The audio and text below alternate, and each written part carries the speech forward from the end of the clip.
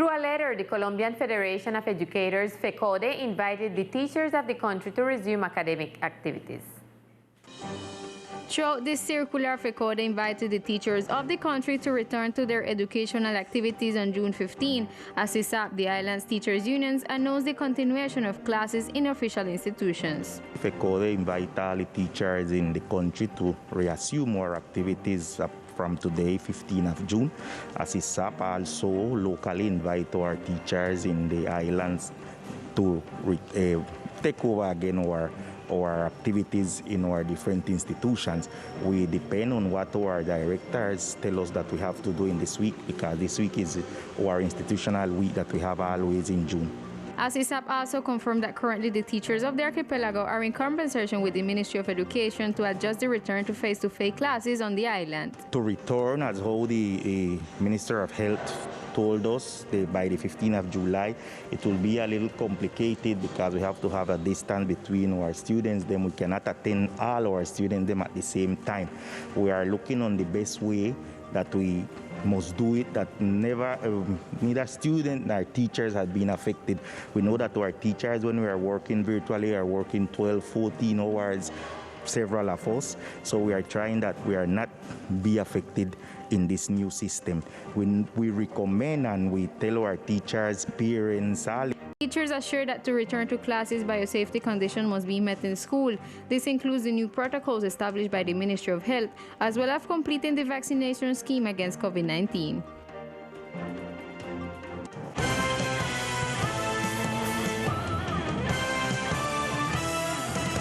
And during a press conference in the afternoon, Governor Everett Hawkins officially announced when the mass vaccination campaign will begin, as well as the details of how they will be carried out. Beginning on Thursday, citizens in general throughout the department will be able to access the mass vaccination days, which will help the department to become the first in the country with herd immunity. It is very important that San Andres become a biosafe island and obtain immunity in order to become an example for the Caribbean and also for the entire nation. Also, it will help us to guarantee several things. First of all, it will help us to lower the stress levels of the health system on our doctors, nurses, and specialists that sacrifice their lives for citizens. And secondly, it is in line with what the world wants, which is the secure economic reactivation.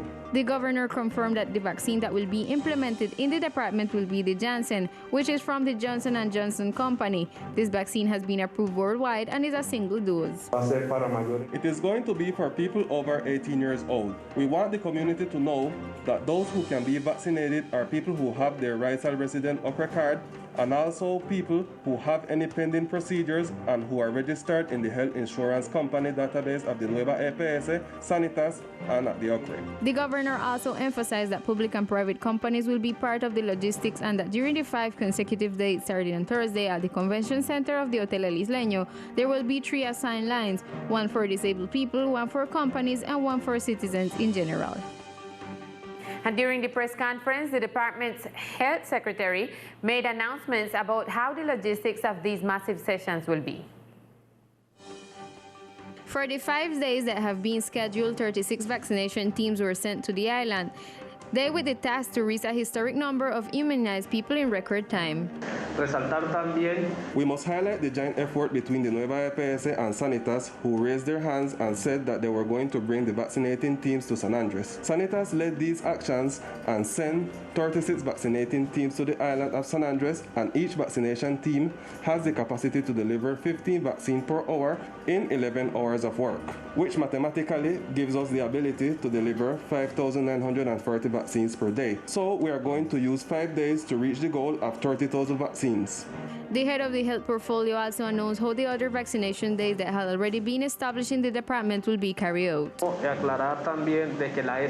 Departmental State of Social Enterprises, ESE, continues with its vaccination sites for people who are pending to complete their vaccination schedule and second dose. And I also want to clarify that they will be applying the first doses of the AstraZeneca vaccine. It should be noted that after completing the massive vaccination days, people who could not attend will be able to acquire their immunization depending on their stage, which was previously established in the National Vaccination Plan. And after providing this information, it is expected that there will be a pronouncement with more information from the Ministry of Health regarding vaccination on the island. And in other news, in the press conference held this morning, the commander of the police department spoke about 2 other important captures that occurred in recent days in the department. The other 2 important captures that the commander announced were for the crime of personal injury. In the same way, Mr. Kevin Andres Gomez was captured while he was causing personal injuries, and of course, Mr. Jorge Eliezer Diaz, who is 27 years old and from San Andres, was captured for domestic violence, and this person was captured while he was injuring his partner physically and verbally assaulting her. These 2 arrests go hand in hand with the one of Orlando Andres Escalona, alias Guaini, who is a major criminal actor in the Cliff neighborhood who had more than 12 criminal records and 12 judicial annotations. And in the framework of the commemoration of the International Day Against Child Labor, the Family Welfare Institute has been carrying out different activities to mitigate this scourge. With the objective of reducing forced child labor and school dropout, which is a consequence of the above mentioned, the Family Welfare Institute team has taken different measures in order to reduce this scourge in the islands. We have been in the community carrying out active searches to find the possible cases of boys and girls in child labor, also the children at risk of dropping out of school. Likewise, the official added, we have carried out activities with the school in which we carry out workshops in order to raise awareness on this subject in all the children of our archipelago. For people who want to report any case of child labor, they can call to the police line 123 or to the ICBF line 141 at the national level.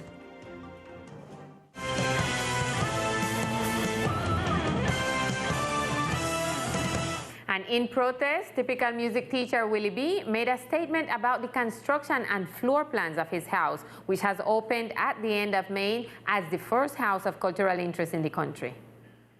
Wilbur's son Archibald Robinson, the master of Shatish, jumping polka, mazurka and calypso today, feels that the Ministry of Culture has made a mockery of his house, which is in reconstruction. That is why he spoke about the situation. This is a puppet show they have here. Not even a tile they would have put on the floor. The bathroom I have to leave from here to go outside my house. Outside to come away down here. At 84 years, man, knock your house in raining to turn in at this little thing what they call a bathroom in here. For what reason they do it, I don't know. Must have spite they have on me. According to the senior artist, he was not consulted about the design of the house, and what they're building is not comfortable for a person his age. The room them is too small. The room them is only 2 rooms, and if the room them is small, you can't put a good double bed in at the house. It's only maybe just to hold the bed and nothing else. In the next part, they don't have no hall. If your visitors supposed to come to your place to sit and have a conversation, you would have to carry them either in the room or the kitchen or the bathroom.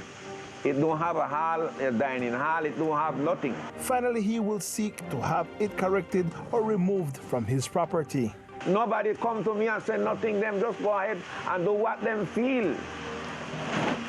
And that is what I don't like. They ignore me like a dog and take my place and put a... So I go into the court to make them move it, either put it how I want or move it from there. That's all. And this past holiday weekend, the Freetown community expressed their discontent in several areas, partly blocking the road with garbage that had not been picked up for a while. Frustrated were some of the residents of Freetown who said that solid waste had not been collected in that area for some time. For this reason, they choose to block the streets in that neighborhood with the garbage. And stop clean up the place and then put all the basura them along the road Freetown. And they never take up the basura them nor nothing. So Sunday morning I had to get up in my madness and them thing and put the basura in the middle of the road for them could have take up the basura. Likewise, the manifestation of their discontent also included the situation regarding the different problems of the new housing in that section. In the third people them tell us like the house one of them built for we too big for the spot. So we don't want to give a local solution and a help if even a local room or something for we get in, because right now the car park over hot, we can't even have to come out there. We have to come out there. We can't stand the heat. We do it too good. Then measure, then test the dirt, then do everything. And last moment, the man then come back and tell me, say, well, I know the police list, then take me off a list, I don't know how. We in a stress too, and we in a need right now. Either wet up, or when rain come hard and them thing, the water coming through the bottom of the car and them thing, and when I know they live comfortable. And 8 months going on, the man them know they tell me nothing. The Freetown community is looking for help to find solutions to this problem that they live day by day in their own flesh.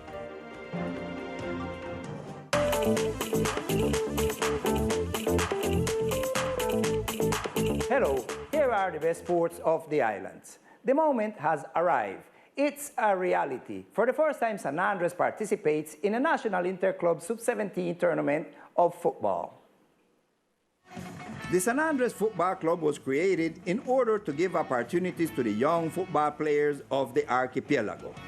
This club has a striving project which seeks that in the future the archipelago can have its own professional football club in which the roster will be confirmed by Islander players. The directive board met with players and parents to talk about the club and the delivery of uniforms. The selective player from the club traveled to the city of Bogota, where they started out well, winning their first match 5-0, match against the Lions Football Club, showing good football in Bogota. Contando con el apoyo de los diferentes clubes de San Andrés.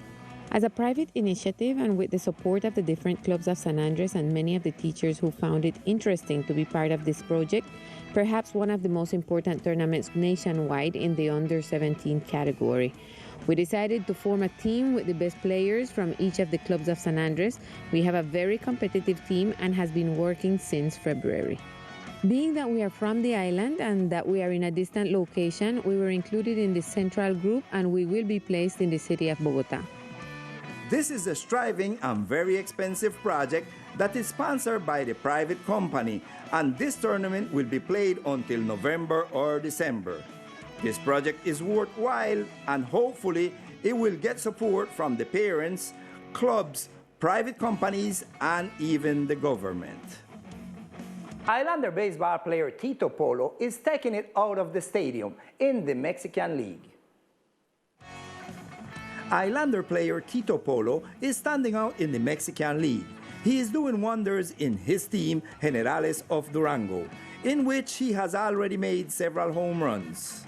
He also has 44 average with 7 doubles, a triple, 16 runs scored, and 9 RBIs in 18 games. Bueno, gracias a Dios hemos tenido un comienzo soñado. Thank God we have had a good start. I believe that everything we have worked on during the pandemic with Coach Germán Paredes and Coach Sergio Montoya is paying off. I will continue to put it in practice with the help of the Lord to be able to finish strong, which is the most important thing. It is not how it begins, but how it ends. I will continue helping the team with everything I can to keep moving forward. I think that the key here is discipline and perseverance. Sometimes you think that everything is lost, but it is not like that. God has many things for us. Each one has a purpose in life, and when you do things with love, there will be good results. Whenever I get on the field, I will give 100%, have fun, and help my teammates. And I believe that God is rewarding me, so I will continue to give my best. Once again, Islander baseball player Tito Polo stands out in Foreign Baseball League, showing that discipline plays an important role in the life of an athlete.